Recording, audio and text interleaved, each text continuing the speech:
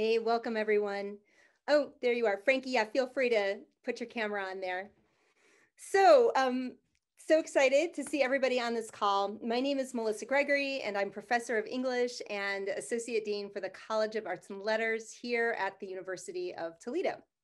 And I want to welcome all of you to the latest installment in our virtual series called Tell Me Your Story, Liberal Arts Careers, where we invite super interesting people to talk about how their liberal arts careers or liberal arts degree prepared them for the interesting work that they're doing now. So special thanks to everyone at the University of Toledo who supported this event, including Dean Charlene Gilbert of the College of Arts and Letters, and all of the people who helped me get the word out. I really appreciated that. And also John Idemiller, who is currently managing our Zoom.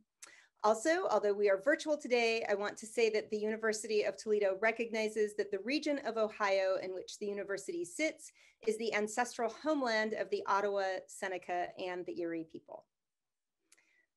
So with that, I'm very honored to introduce our guest tonight, Mr. Franky Gonzalez. Because we are going to learn a lot about Franky's story in the next 45 minutes, I'm going to forego delivering the comprehensive and shining biography that I would normally offer when introducing a guest, where you get to hear all about Franky's amazing awards and all of the accolades that he's earned. And I'm going to just tell you instead that he's a really successful playwright and a great TV writer. And what we're going to do tonight is talk about how he got from where he started to where he is right now. So welcome, Franky, and feel free to unmute if that makes it easier there. Yeah, I think it does.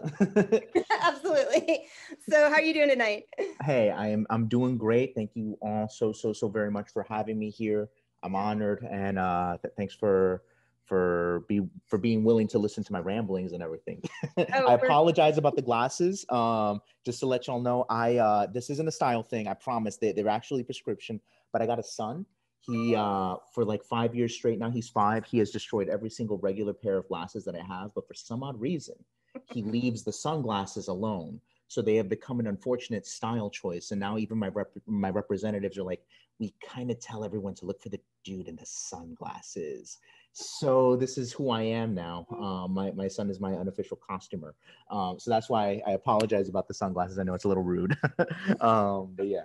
You're now a man who wears his sunglasses at night and you can't get out of it. My sunglasses at night. So right. Well, I love it. So basically, Franky, tell us a little bit just about your kind of history, like your childhood growing up. Where are you from? What was your childhood like? Just kind of get right in there. Right. Well, my name's Franky Gonzalez. I'm of Colombian descent. My father was an immigrant. My mother was an American citizen, single mom. She raised us both in my brother and myself in New York City, in Queens. So that's where I come from. That's where I hail from. Not the greatest of circumstances, but my mother did everything she could, working 4 jobs, doing the best that she could to make sure that we stayed alive and had a roof over our heads. And one day she decided, you know what, the streets took basically every single man of this family, but they're not taking my boys. So she packed us up, moved us down to the South, and we stayed in Florida for a little bit. And then the 2008 financial crisis came over about 2 years earlier to Florida, 2006. So she packed us up again, and she was like, we're out of here. And I'm not even kidding. She was like, I don't know where we're going to go. So she blindfolded herself, got out a map of the US, right? And she got a pen, and she stabbed right at it. And we ended up in Texas. And that's how we moved over to Texas. She just chose that. And I've been there since. Currently, I split my time between Los Angeles and Dallas. But as of this pandemic, I'm still like in Dallas, because Dallas, the money stretches a little longer than in LA. I graduated from the University of North Texas with a BA in theater arts. And I've been wanting to be a writer since I was 5. Since the age of 5, I knew I wanted to be some kind of a writer somehow, some way. And I can actually, I like trace it. I have like the whole origin story and everything, but yeah, that's me in a nutshell. Awesome. That map thing is crazy. It sounds like a movie or, it's a very dramatic scene. That's why I ended up in playwriting and Yeah. in writing for dramas, because my mother was nothing if not a dramatic woman. Yeah. Is nothing if not a dramatic woman. Yeah. Yeah. Could I ask you, Mhm. so a lot of the students who go to UToledo are Mhm. students who are the first kind of generation in their Right. family to have gone to college. And it sounds like that was your case as well, right? Mhm. So I don't know, talk a little bit about like what it's like to be a first gen student. I think it's different for Mhm. folks who have had, parents who already went to college and kind of knew the ropes. So, Right, right. Yeah, it's really interesting. My mother and I actually, we went to different colleges because she had to go with something more low res than I did when I went to UNT. And we went to college together, so it was one of those things where it's like we both went at the same time, and uh, I would help her out with some assignments here and there. what was your mom's major? My mother's major was business administration, if I'm Nice. recalling correctly, and she went on and got a master's in it. Wow. And she and I both went through the whole thing. We got into the required courses, the things that is just like the whole figuring out how to maneuver through signing up for classes, FAFSA, all of that, and we were kind of figuring it out together. And that is one of those things that I guess is a benefit to having your mother also be going to college with you at the same time. But it was it was not easy coming from a single household, because the first week that we got in, I almost wasn't even able to go at all Mhm. to college, because we just couldn't afford some of the fees that were non-waivable. Luckily, some people came through for us, my aunt specifically, and I was able to get in. But it was one of those things where I was alone on campus. I didn't know nobody. The only home that I knew known, I'm no longer there. I'm doing the dorm life, and I'm having to navigate this entirely new world and set my own schedule and be the most responsible person. And I had no one really to lean on, because my mom was learning how to do that herself, trying to go to college, go to work, doing all that. So it was one of those periods of adjustment where I will confess my freshman year, first semester, like grades. It was tough. It really was tough. And so that year was kind of a wash, and I ended up having to retake a lot of the classes that I bombed in freshman year an extra semester after. So I stayed for 4.5 years in college. But yeah, it was an interesting experience navigating it. I think the biggest thing that I also felt in being kind of like this first was a sense of imposter syndrome. And I don't know if it's something that a lot of other people go through, in that I don't belong here. There are so many people that are so much more intelligent than me. There are so many people that they understand the system a whole lot better. Meanwhile, here I am trying to figure out how this freaking student ID works, and trying to figure out the ins and outs of how to get into the good classes, or this or that, and how to write essays to the standard of a university, because I love my public school education, but there were some areas where you fall through the cracks and everything. So there was a learning curve, but eventually it got to where I was able to maneuver it. I was able to get through and get my degree in theater. So there was a lot of that at first, though, that whole I don't belong here because I'm just some poor kid. I'm just some poor Colombian kid who came from Queens in the middle of freaking Texas. I don't belong. Who am I? And then you slowly get past that. But there in many ways you don't get past it. You just learn how to maneuver with it. Mhm. Mhm. Yeah. So, when you were there, did you did you know, like, here's what I want to major in for Yeah. sure? I like from day one. I mean, we have lots of people who come in undecided, right? Hmm. Hmm. So I'd known I wanted to be a writer since I was 5. The reason that I knew I wanted to be a writer when I was 5 was my uncle one time left a Walkman at my mom's apartment in Queens, and inside of it was the cassette of the notorious B.I.G.'s "Ready to Die." Biggie Smalls and his words. I love the beats, but the thing that I fell in love with was how the man rhymed. And yes, the lyrics are very violent. The lyrics are extremely misogynistic, problematic. But for me at the time, to hear them, it was just like, there's one that will always stick with me. Your face, my feet, they meet, we're stomping, I'm ripping MCs from Tallahassee to Compton. And I was just like, oh my gosh, that's so cool, as a 5-year-old. And I knew I wanted to be a writer since then. I quickly realized I was not a very good rapper. I realized my novel writing was not great because I just could not sustain that length without myself just wandering off. My short stories were my poetry was, oh my gosh, don't ever show those to people.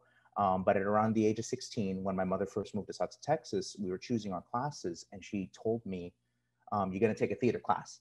And I'm like, what?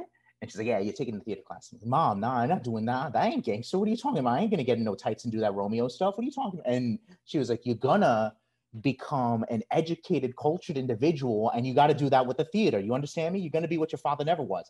And so I ended up being forced to take the class. And while I was there, the teacher saw that I really loved reading books. I can't remember what the book that I had at the time was, whether it was Gabriel Garcia Marquez, Cormac McCarthy, but I was in love with words and I admired it. I just didn't know how to access it. I wasn't very good at any of it. And she asked me, hey, have you ever read plays before? And I said, I knew plays existed, but conceptually, I never acknowledged them as a real thing of literature, of literary value that was meant to be read. I only understood that Shakespeare was the only plays that I'd ever been exposed to as a kid. And so she said, here, I think you'll like these. If you like this, Cormac McCarthy, Thomas Pynchon stuff, she handed me Samuel Beckett's Waiting for Godot, Luigi Pirandello's 6 Characters in Search of an Author, and Federico Garcia Lorca's Blood Wedding. And that was it. I read them that night, and I knew this is what I want to do for the rest of my life. At the age of 16, I found that I wanted to do scripts. That's all I thought about. The moment I read 6 Characters, that was the first book that I opened up. 6 Characters in Search of an Author changed everything for me. And I knew that this is what I wanted to do. So that summer, that year, in junior year in high school, I read over 180 plays, just trying to learn the form, trying to learn the medium, thinking I needed to catch up. And I knew this is what I want to major in college. This is all I want to do. So when I went in, I was just like, I'm a theater major, straight up the get-go. And that was because my mother forced me to take a liberal arts class. She felt that it was important for me to culture myself. I don't know if this was necessarily the path she wanted me to end up on. I'm sure lawyer or engineer or something like that. But when she saw that I found a direction, she was very happy with that. And she was extremely supportive when I told her I want to be a playwright. And she's like, well, you can't get any poorer. So, I guess you're okay. So that's what, so that's really where I came to it. I knew what I wanted to do the moment that I found that thing, because it took my breath away to read those. Yeah. What was it? I mean, what was it about? Because you try all these other genres, right? And you like the words, but the genre. What is it about the play that speaks to you? It's just talking. That's it. It's just talking. One of the things that if there's one thing that a Colombian household is really good at, it's talking for hours on end and just holding a dialogue, going back and forth, just being like, I know, and you'll just talk chisme all freaking night long. And so when I would read these things, when I would read the high drama or the lack thereof, when it came to people like Beckett, it was like I was watching myself. I was watching my family. I was watching an access point by which I conceptually understood this can hold my attention, because we are so used to sitting around for 2.5 hours just talking. And some of us are just sitting there listening to 2 people going back and forth as we watch maybe a slow motion train wreck happen over Thanksgiving, or we're watching a really passionate, oh my gosh, did you hear what she did? Mira, Sandra, what you did? And you see all that. So to me, it's like, I'm hearing my parents talk. Or with Waiting for Godot, for example, by Samuel Beckett, I saw a lot of my brother and I sitting around at home with no TV, no video games, no nothing, and just saying, what do we do? And we're just utterly bored, waiting for something. And what are we waiting? We don't even know what we're waiting for. Truly, we're waiting for some way out. We're waiting for Godot to show up. And so it was to me, reading those, I understood it. It felt like home, because I was going really quickly with the characters, going down the dialogue, going really quickly, and understanding when someone hits a pause, that's just like, oh, they're setting up the dramatic moment here. Here it comes, and I felt it viscerally. And so that's really what it was about the genre, is that I understood it because that's all we do is talk. You see me doing it right now. I'm babbling like all crazy, and that's just it just resonated with me. Yeah. That's great. So when you were in college, like you're reading these plays, which I also love. I love it that you decided that in order to get into this, it was kind of like full on immersion, right? Like I'm just going to read all the plays. Yeah, Which, yeah. I mean, I think is useful for people to recognize that sense of like, if you're going to commit, you really gotta, you gotta go deep. Well, but yeah, it's an interesting thing when you're talking about the immersive thing. The only real good male influences that I had in my life also happened to be incarcerated men, and they had nothing but time on their hands. And when I told them that I wanted to do theater, they were proud. They were like, "Oh, you're gonna be an artist? Look at you! That's so fancy. All right, so when are you gonna write about me?" But then, like my grandfather would say, well, if you want to be a writer, you should learn how the best people write so that you could know how to write the best version of yourself as well. Yeah. And so he would have me read not just plays, but they would have me read short stories by like Franz Kafka. They would have me read Gabriel Garcia Marquez. They would have me read like even obscure things like Bruno Schultz. They would just have me read it, and then I would have to bring back analysis of the thing to them. Because they're like, I'm part of a book club, and if you don't bring it back, I'm going to humiliate myself. And you don't want me humiliating myself, do you? So you need to tell me what this whole thing is. So why is this guy turned into a cockroach? Or why do these guys want to kill themselves? Or why is Shakespeare talking about this like a Romeo? Why is it in lines instead of just straight up this way? And they would teach me to critically analyze literature. And I thought I was teaching them, but they were the ones that were forcing me to like get and read and understand and try to know from what tradition am I trying to enter into and where I came from in order to for me to have a direction going forward in my future. They encourage that because if you want to be the best, you got to learn from the best. That's how they simplified it for me. And so that's where that came from. Yeah, so it sounds like you had like family and friend support, right? Trying to get you to sort of like push you. Did that happen in your classes? I mean, were you just reading as a theater major, or did you get to sort of test out your plays? Like what opportunities do you have if you're majoring in theater? Yeah. So as a theater major, one of the things that I realized really early on is that opportunities are slim. They're very slim, even in the collegiate level, to see your plays come to life in some way, shape, or form. And so it became one of those things that it became incumbent upon me to learn how to find ways to get those opportunities. So that meant going in and learning how to establish my own club so that I can get used to the use of the classrooms, or going to already an established club and ingratiating myself with them so that I can see my plays come to life somehow, some way. It meant going to my local theaters in my area so that I can learn about what it takes to produce a play, or what goes into the decision-making process of selecting a play or selecting a season.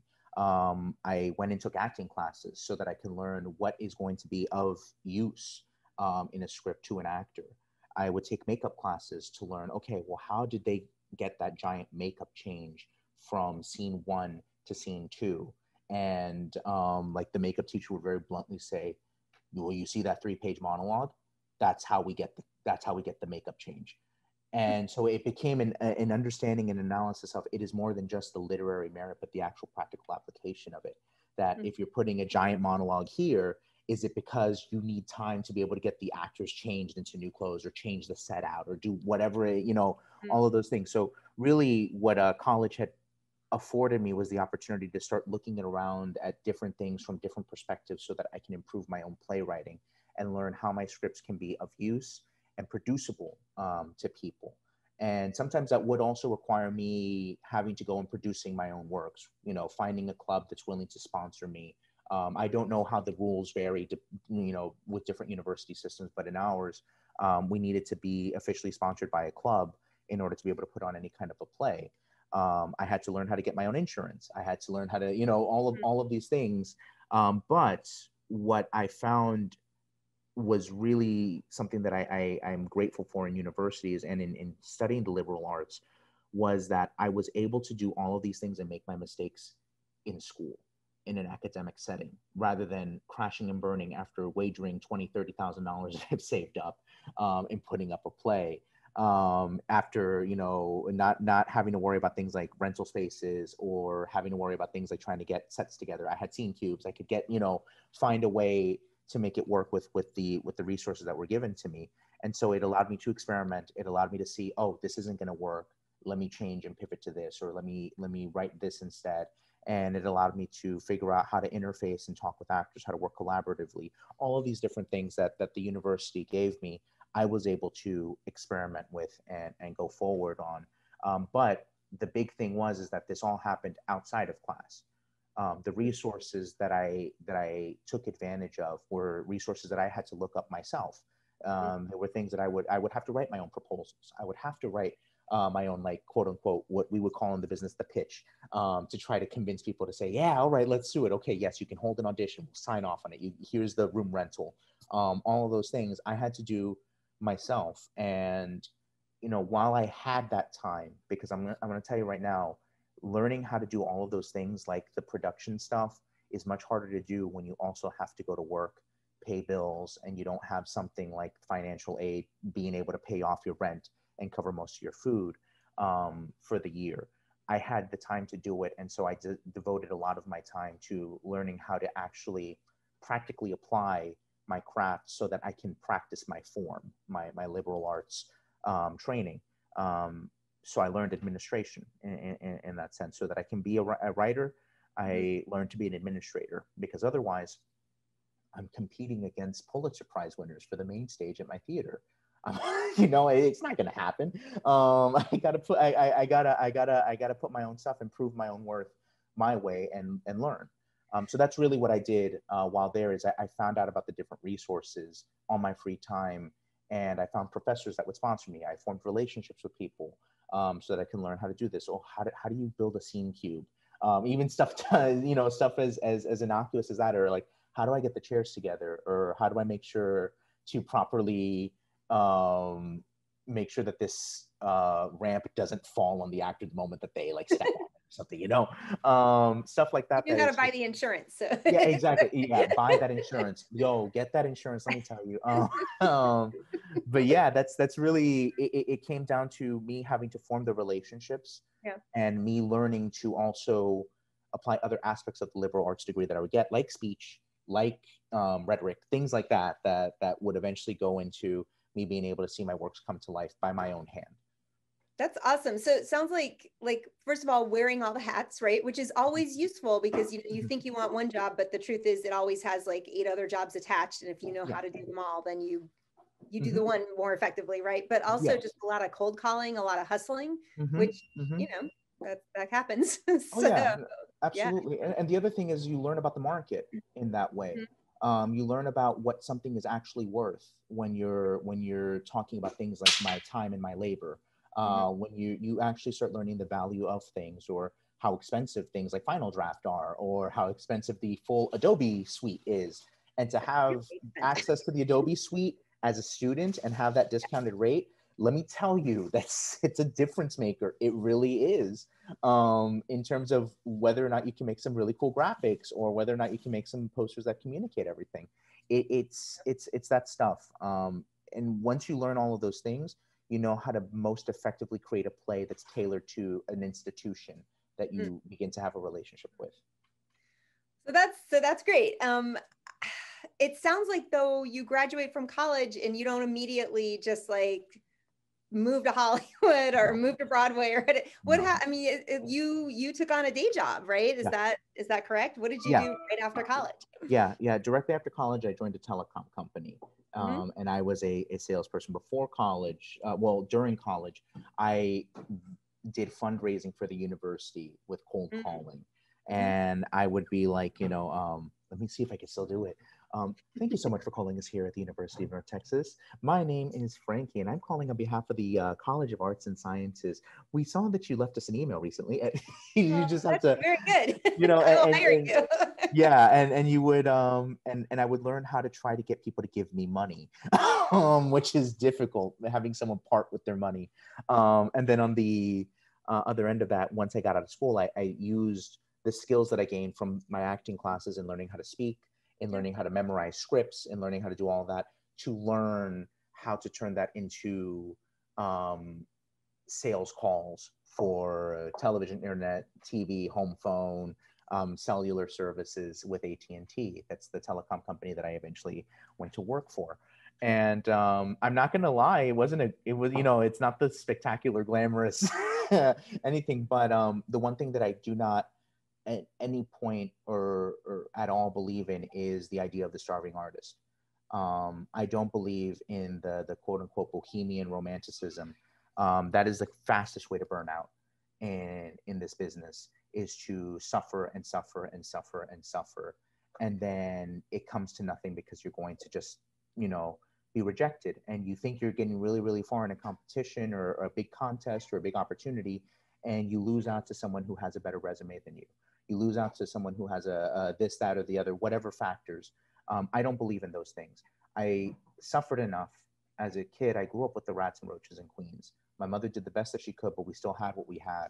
And I was at that point married to a wonderful, wonderful woman from Morocco, whom I was trying to bring into this country. And soon after she came to this country, I had my son. I graduated in 2013. My son was born in 2015. So there was no option on this matter. I was not going to put my son through any kind of suffering just for my ego. I wasn't going to go back to New York and have him go through the rats and roaches I went through. I went and got the corporate job. But the one thing that I learned to master in myself is to not let myself despair in the fact that I'm not necessarily on my direct path, my direct journey. I always kept to what I wanted to do at night. I would keep what I call the Kafka schedule, where it would be something like I'd get home at 9 p.m. and I'd spend time with my family until around 11. Then from about 11 till 4 a.m. I would write, go to sleep, wake up at like 7, 8 a.m. Because my 20s, it's horrible. Do not get me wrong, it's awful. But I wanted to write that much. I wanted to write my plays. I wanted to write my ideas down. And I would use the overtime that they would offer to save up money to produce a play. I would use the vacation time that I would get eventually after working a certain amount of time to take time off and go to a theater conference. I would do all of that. I never lost sight of the fact that this is the thing that I want to do for the rest of my life. It's just sometimes you have to take some detours in order to get to your eventual endpoint. So that's really where it came to. And with AT&T, as grueling as a call center corporate job was, they gave me the keys on how to present myself, on how to better interview myself, or how to better talk with people, especially when it came to things like getting them to buy into me as a person. Because when you're selling something, you're never selling a product, you're selling yourself to them, and they're buying from you. Otherwise, they just go online. that's just the fact, just go online and buy it on Amazon. Why not? So that's really what it gave me. And again, going back to the liberal arts degree, that came from the classes that I would take. That came from the kinds of trainings that I will put myself through in order to become a more complete playwright. I was able to become a better corporate call center worker, which then helped me to get stories, write plays, and get to a place where I was comfortable enough to eventually say, I'm out, and go over to doing writing full time. That's very interesting. And that sounds, but it sounds hard. Like you had to work really, really hard. Oh yeah. Yeah. So let me ask, so eventually you start getting produced more, right? Like how do you get from plays to Hollywood, and how does that relationship work? Right.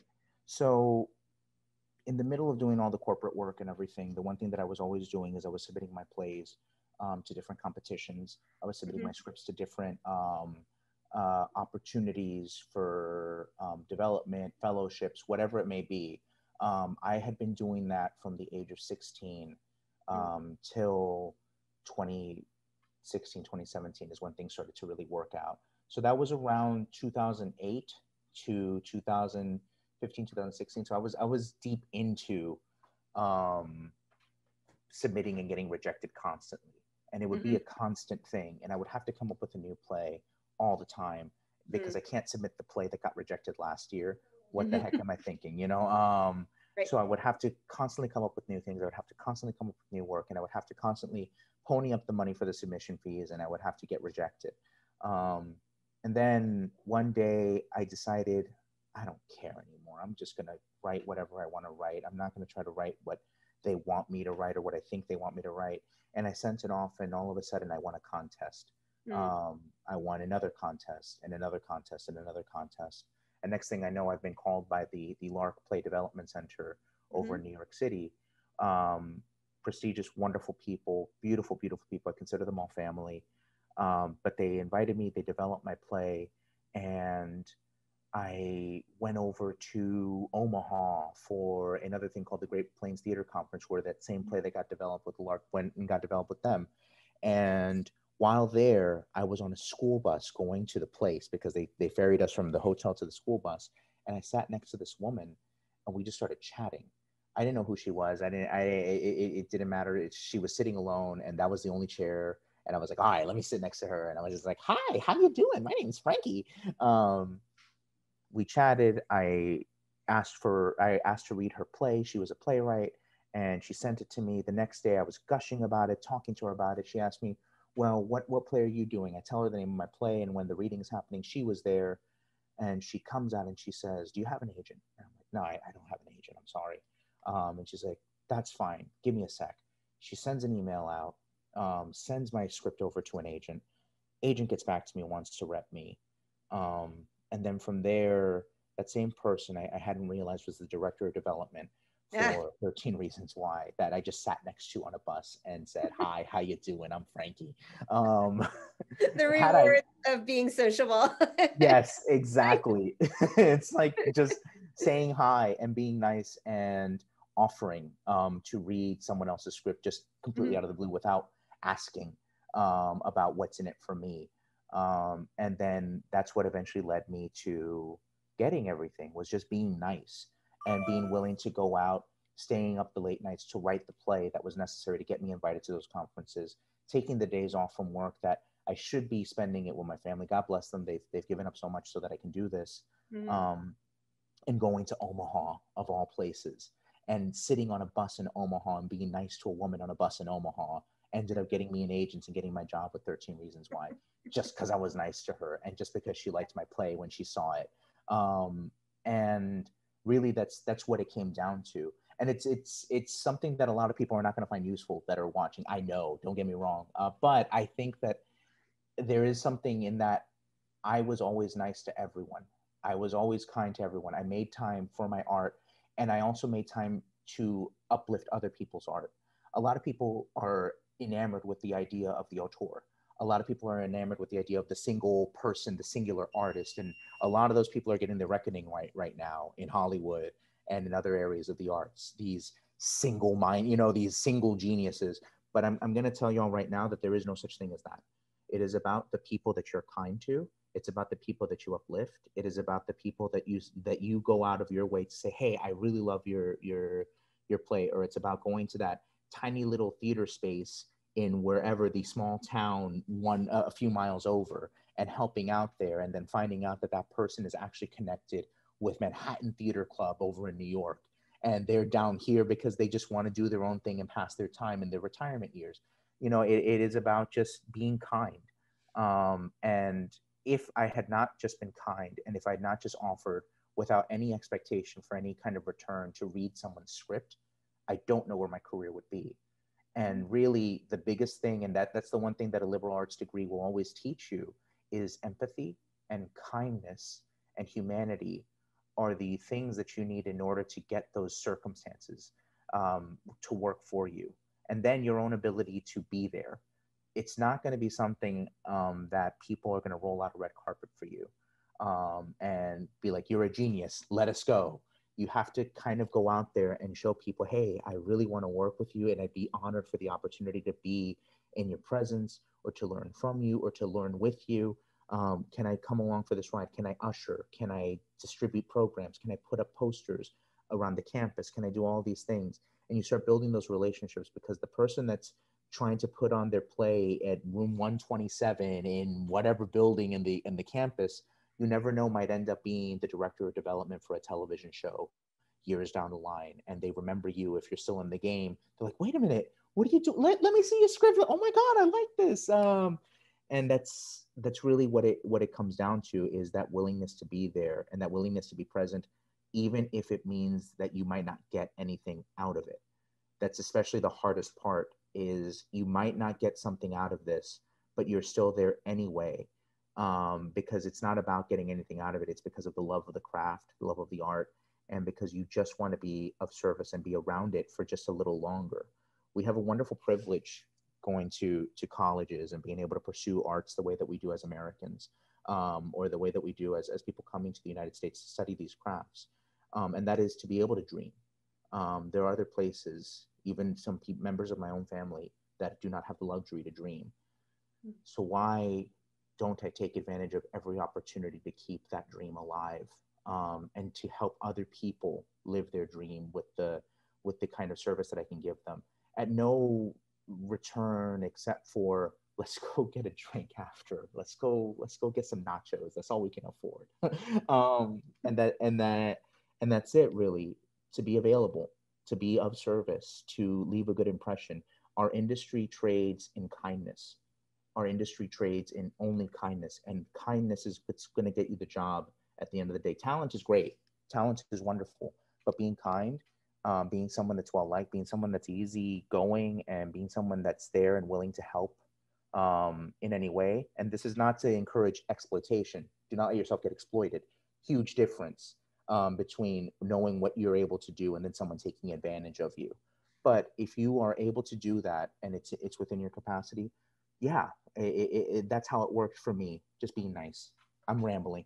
No, that you're both in a really beautiful way, and I really appreciate that. And it sounds like what you're talking about is also, I mean, you have to be more rigorous with yourself, but it's also a happier way to live, right? There's more fulfillment if you know you've moved through the world with some deliberateness and some kindness, right? Oh yeah, absolutely. No, it's not worth it to me to be otherwise.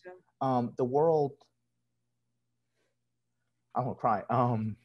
The world has been horrible to me, man. My father was not a good man to me, and despite the guys in prison telling me to pursue my art and my mom being supportive of me, there were a lot of people in my family that were like, what the hell are you doing? There were a lot of people that would work with me and tell me, what the hell are you doing? There were even professors that I had that would say, you're not going anywhere. There were even people that the moment that I had a kid, I actually got the whole, well, your career's dead now. And instead of just trying to just be like, hey, you know what, it's going to be hard, but try to find a way. I would get that kind of stuff. And I have come to the conclusion that I refuse to allow myself to be embittered by other people and live in a world where that bitterness reigns over everything. That bitterness means nothing. It is so useless when all of our endings are the same. Just whatever metaphysical beliefs you may have of what's beyond this, we will leave this husk eventually. We are going to exit out. And why am I going to waste my time, my precious, precious, very few minutes, my precious, precious hours on being angry, bitter, negative, or bringing other people down? Instead, let's try to find a way to make this work. Let's try to make this happen. Let's try to find something to do that will at least bring me some joy instead of wallowing in the misery. I get depression. I get it so on a deep level. But there came a point where I had to negotiate with that depression and say, look, yeah, it's useless. It's horrible. This life might be meaningless. So then why not let me play the game for a little longer? Why not let me just be happy? Why not let me just be a ray of sunshine to people? If it's useless anyway, if I'm a Debbie Downer versus a ray of sunshine, then at least let me be the freaking ray of sunshine. It comes to the same thing in the end. And I want to be what the world wasn't necessarily to me growing up. And that's the philosophy that I take as an artist. I want to help as many people as possible, and I want to help answer any questions that I can, or give whatever guidance I can for whatever it's worth. That's me. That's lovely. I actually do want to offer the audience the chance to ask questions in the question box, and I'll kind of relay them back to Franky. Although I did want to ask, so you can start doing that anytime, audience. But Franky, I did want to ask you just a little bit about writing for TV, though, because I know I have some people on this call who are kind of interested in that, and you're writing for Netflix, which is now, you know, TV has changed so much since I was a child. So Netflix is now making all the content, it seems, in the world. But 13 Reasons Why in particular was a show that got a lot of attention, right? It had a little bit of controversy attached. I mean, what was it like to kind of walk into that situation? Yeah, it was funny because I wasn't with 13 Reasons Why from the very beginning. I was there for the final season, for season 4. If y'all want to bump up my residuals, watch episode 5 in season 4. That's the one I co-wrote. But anyway, it is an interesting thing because television writing, unlike playwriting, is an effort towards a sort of group think and an effort towards getting rid of your ego.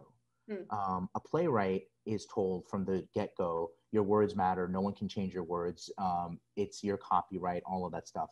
When you get into a writing room, you are not writing your vision of the show. You are trying to write toward the showrunner's vision of the show. You're trying to write towards what they want to see happen with the direction of their show.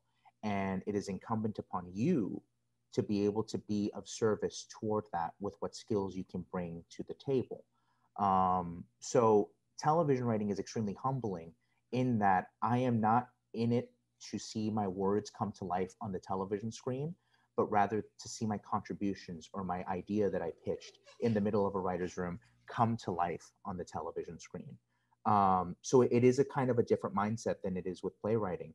You're having to be there in a structure where you're going to have to give of yourself, put aside your ego, and when no is no from the higher ups, whether it's the showrunner, the other co-EPs in the writer's room, it's a no. And you just accept that and you just keep going and you just keep trying your best to be of service and to be a contributor to the entire process. So it is a little bit different in playwriting. There's also the other thing, like, you know, you have page limits because you only have so many minutes with television. You also have structural things to think about, especially with ensembles. You have how long your scene can actually last because there are metrics and everything that dictate everything. If you study music at all, if anyone studies music, you'll see that music runtime, song runtimes have gone lower and lower, and they're now under 3 minutes generally, because studies have shown that Spotify users will not listen beyond 3 minutes. So songs are now less than 3 minutes so that you can get maximized on the profits. It's really a whole lot of that stuff. And the showrunner does not let you know about any of those things, but those are the things that end up, you know, coming up naturally. It's just like, that seems a little too long and it rambles a little. Can we cut it down a little? What is the press play moment? What is the thing, the dramatic moment at the very end of the script that's going to make you go to the next episode so that you can binge it straight through and then rewatch it again? What's going to be the thing that's going to keep you attracted to it? And so there is a lot of collaborative efforts. There's a lot of talking. There's a lot of working through ideas, and then understanding that just because it's not your specific lines does not mean that you did not contribute. So you're contributing towards an idea, because you will be rewritten in television. This is not one of those things like, oh, I'm so great as a writer, I'm not gonna be no. You will be rewritten. There is no avoiding it. It's just not. It's not. You will be, and you make peace with that. And the way that you know that you've been good as a television writer is if the showrunner's happy with it. You can see why this would eventually contribute to the massive, you know, like cults of personality that exist among certain people. But luckily with 13 Reasons Why, they were a lovely group. I love them all very, very much. And they were very supportive with my time with them. And I'm grateful. I was grateful for the opportunity to be able to contribute and to lend my experience and my expertise to the show's elements, like boxing, for example. Nice, thank you. So I'm going to start sort of throwing a couple of questions. We have one from Zach that's very high level. Zach writes, since so much media is visual or ends up visual, how do you leverage or think about the synergy or the disparity between visual and textual concerns? That's a question for really a showrunner rather than a television writer. You know, that's one Right. of those things where a showrunner Yeah. and the director and the cinematographer, the DP, are going to be working out those elements. You should be evocative enough with the words that you're putting in, like the stage directions of a television script, that it makes someone excited to record that thing, or they're like, oh no, I know exactly what kind of shots to be able to capture that feeling of dread, or how to get the, you know, how to get to that place. So really it's less about the lines of dialogue that you put on and much more about how you evoke that in the stage direction.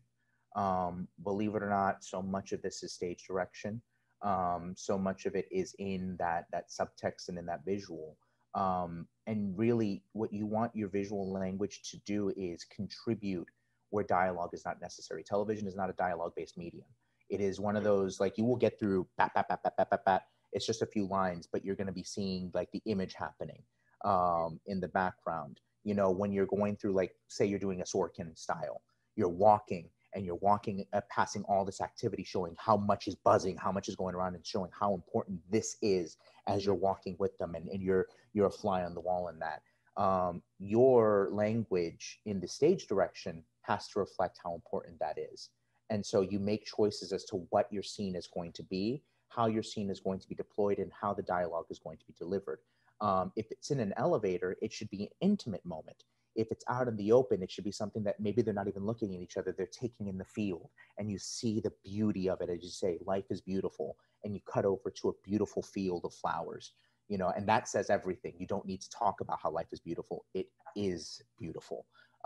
It's kind of, I would suggest like watching the films of Terrence Malick to really get an idea and read his scripts, because so much of it is visual poetry, and finding that visual poetry that will deal with things that dialogue can't necessarily do without boring people is something that it is an art form. And but it's all about just being creative enough to see the vision for yourself. Did you actually, I'm going to interrupt the question Yeah. line just really quick. Did you do the same thing with TV and film scripts that you did with plays, where you kind of immersed yourself? The Malick comment made me realize, like, oh yeah, I've never read a Malick script, although I've watched his movies and admired them. Did you kind of dive deep in there? I tried to. It is one of those things where I would, because television itself is unlike theater. Television is not quote unquote known for its literary merit. So you're kind of watching. You go and look up at the screen, look down at the script, and that's kind of like how I learned. So I would get the pilot for Mad Men, the pilot for Breaking Bad, the pilot for 13 Reasons Why, and I would compare and see what made it on, what didn't, and go back and forth. My agents provided me the scripts, but these are scripts that you can find online easily. Just type in Mad Men pilot PDF, and you should be able to find it. And you will be able to see, oh, so that's how they do it. I highly encourage anyone, if you want to see how things are executed perfectly, read the blueprint. You know, you go, and you will never you'll never know how beautiful a building is until you experience going into the building itself. And when you read a script and you watch it along with watching the television show, you kind of start learning things about it. And then it kind of also makes you appreciate those uber geniuses that don't use a script at all, yet they're still able to make something beautiful, like a Wong Kar-wai or a Jean-Luc Godard. But you know, that's a whole different and everything. But yeah, that is what I did. I read a bunch of different scripts in the YA and great pilot section, and I tried learning as best I could. I also read some books about, you know, how to stage conflict and everything, but really it was just about diving in, getting the pilot, watching the pilot, looking down at the script and seeing, oh, so that's how it translated this way, and figuring it out. Nice. So I have a question from Doug. Doug, I'm going to answer your first question, which is just that Franky is not a UToledo alum. He's just visiting. But your second question is, Doug wants to know, how has social media and all the new and sort of different processes of media distribution changed the creation or the writing process? It's democratized it. Yeah, it's democratized it. Issa Rae got her start doing Facebook videos. You know, there's so many content creators who are selling or getting their stuff optioned based off of just skits that they make off of their iPhone. And it's democratized the access to art in a way that you don't need to have X, Y, or Z funding or X, Y, or Z major big institution or studio backing you in order to make something that's going to draw attention. You just have to have something that is going to draw people in. The other thing that social media has done that has not necessarily been available previously is you get more access to artists so that you can start learning from them and you can start reaching out to them or you can start supporting them. I use social media as a way to support other artists, to uplift, and to try to always be like a cheerleader for people and to let people know, you know, hey, this is what I do in my craft, or I'm available here. And when you're able to communicate with other artists, it makes the entire thing feel a lot less lonely. And you'll realize that, oh, they might have solutions that I can mine from here, and they might need something from me as well. And so it's a great tool by which you can get in contact with other people. But social media has democratized things in such a way that you can make your own content, and it doesn't have to be great. Very famously, the It's Always Sunny in Philadelphia pilot was shot on a cheap, even for that time, camcorder, like $100 camcorder. And they had a budget that they made up. They said that they had no budget, but they said it was $200 in order to fill out the form. And really, that's it. And just get some friends. So, but you can still put your stuff out there. Before, you had to go through distribution. Before, you had to go through producers. Before, you had to get people to get the final say as to the cut of your script. Now you just make your own thing, and if it's working and resonating with people, guess what? You get your deal. You get optioned. You get produced somehow. That's really one of those things that I personally, someone coming from a background that did not allow me the privilege of being able to access the industry from the jump. I had to find my way in. This is a great tool. Social media is a great way to get yourself out there and to get yourself known and to get eyeballs on you. Are there social media tactics that you would actually recommend for sort of positively sort of promoting your art? Because I know, you know, for me, social media is kind of a source of stress because I'm like, I don't have any Twitter followers because I don't even remember to check it, right? And my teenage daughter mocks me mercilessly. Right. So how, like, let's say I wanted to do that. I made something and I want to put it out there. You know, what do I do? What are my strategies? Well, yeah, I mean, it is maximizing on things like hashtags. It's also, it really does come right down. Yeah, I know, right? It's messing with the algorithm, all of that. And those things are important, yes. But honestly, and this connects with the other thing that I was talking about earlier, because I am willing, before I'm putting up anything at all, to advertise and cheerlead and advocate for other people. When it's my time to put something up, those people are going to be a little bit more inclined to advocate, cheerlead, fundraise, do stuff for me because I've done something for them without wanting anything back in return. So this is an entire give and take. This business is based virtually on you being there for them, and then eventually they will come back and help you. Some won't. Don't get me wrong. It is not a high amount, but it's those small ones that eventually your followers start growing. You see, and even if you have things going on, you're still advocating for other people. You're still that nice person. You're still someone that tries to be there for people. You'll find that they're going to advocate for you, even if the piece of art that you've made is dog crap. They'll be there for you. There was a study that was released, I can't remember where, I think it was on ArtNet, that said that most of the biggest artists of the 20th century were not because of talent, but because of the friends that they had. And so, you know, apply the same thing. Be there for your friends, and you'll find that many of them will be there for you as well. And that will get you more views. That will get more people looking. And then because of how small our industry is, someone will see it. Someone will see it. You don't know who. It might be some woman on a bus in Omaha. Someone's going to see it. Yeah. So for you, just so much of this comes back to, as you say, relationship building. But again, this really sort of human connection, right? Like you have to sort of make that on an authentic level. And absolutely. People know bullshit. I'm sorry for swearing. They can smell when someone wants something. It's like a student that comes in and just like, you know, professor, you I just love your lectures. They're so inspiring. They're so really great. And it's just like, what the fuck? What do you want?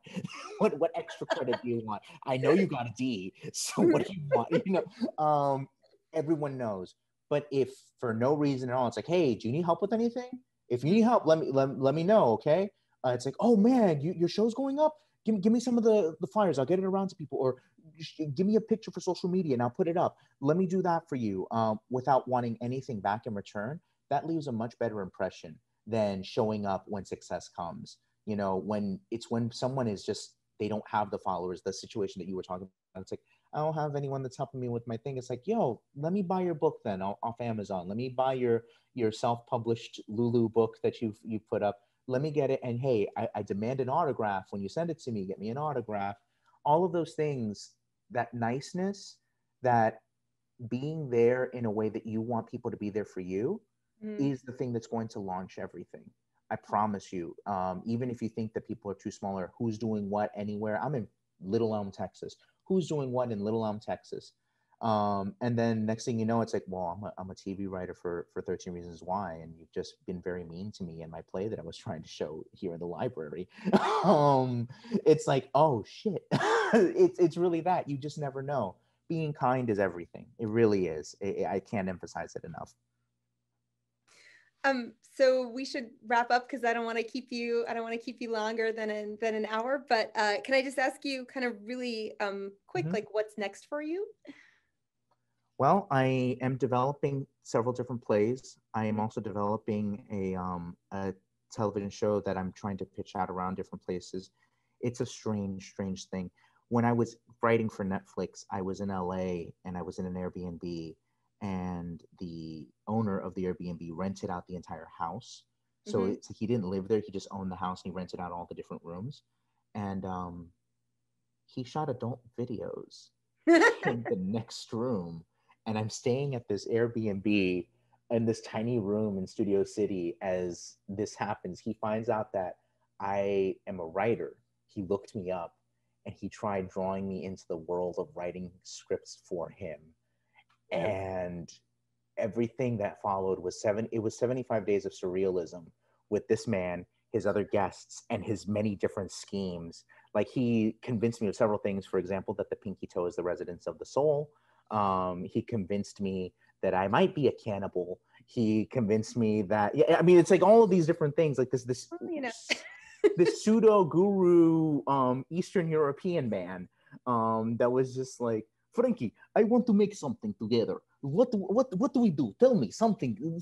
Pitch me anything. You're a TV writer. You're supposed to know how to pitch. Pitch me something right now. And I'll be like, Sergey, please. So I guess when I said what's next, are you saying you are writing for adult films or you are not? I am not. All right, I am not. Okay. No, I can't. I have a child. But I am developing several different scripts. I'm developing a script about boxing, a script about hippos in Colombia. That is a comedy where people start transforming into hippos because they too want to defecate in public, just like the hippos. And that's actually getting a lot of attention for some odd reason. I guess everyone loves hippos and poop jokes. So, well, hey. Not the recent defecation in public. Like, there's been talk of that in the media lately. So there's lots of it. So, it's so natural. It's the most baseline of humor. And that's why it still holds even to this day. But yeah, that's really what I've been working on it. And honestly, just trying to uplift other writers and doing the best that I can to help others. But those are the things that I'm working on the side and trying to see what the next step is. Just keep writing and just keep doing things, because one of the things you should know about the television world, everyone, and I know we're running out of time, but your next job's never insured in TV. Your next job is, and that's why kindness and making good impressions is so important. A diva attitude might make sure that after your contract is finished, you're not going to get another contract. You're not going to be called back. With 13 Reasons Why, they were very clear. Hey, this is the last season. So if you want to go pursue other opportunities, you can. I'm like, no, it's all good.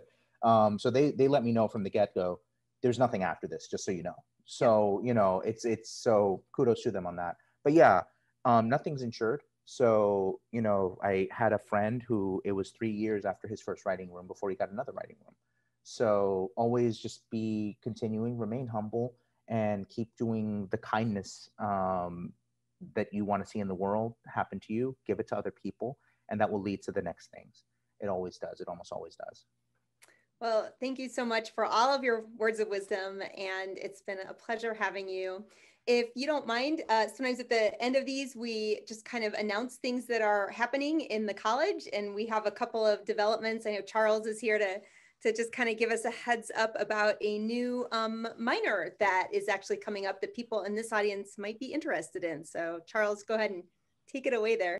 Thank you. Before I say anything, I just want to thank Franky. Wonderful, wonderful talk. I mean, I just love the way you come across with your honesty and, you know, tell us the real deal, how it is, you know, the ins and outs and sort of how much plugging into the world involves leading with your heart. You know, I really love that. And I think that is just important no matter what you're doing. I mean, I'm sure it's great in your profession, but I just like letting students know that using that combination of heart and head when they go out in the world is just so essential to not just to succeeding, to making it meaningful, you know, and that's just wonderful.